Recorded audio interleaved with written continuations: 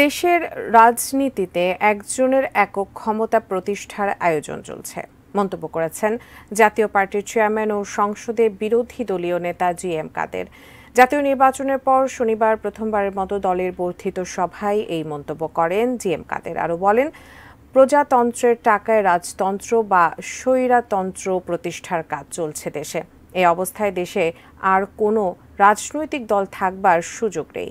রাজনীতি করতে হলে এখন তাই কারো তবেদারি করে ফুলের মালা না হয় ফাঁসির দড়ি পড়তে হবে। বিগত নির্বাচনে জাতীয় পার্টিকে ২৬ আসন দেওয়ার নামে সরকারি দল তাদের সঙ্গে প্রতারণা করেছে বলে অভিযোগ করেন জি.এম. কাদের।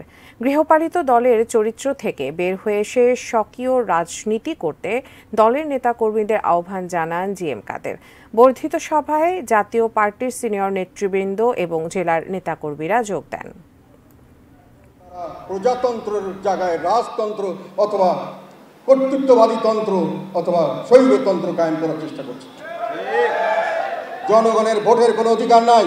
গৃহপালিত দল নয়, জাতীয় পার্টিকে সংগঠিত করবেন। আওয়ামী লীগের বি টিম নয়। সেটা করতে গেলে আপনি যতবারই ক্ষমতাশালী লোক হন আর আমি যতবারই দুর্বল লোক হই, যতক্ষণ এই পজিশনে আছি আমি এটাকে সার দেবো না কোনো সময়।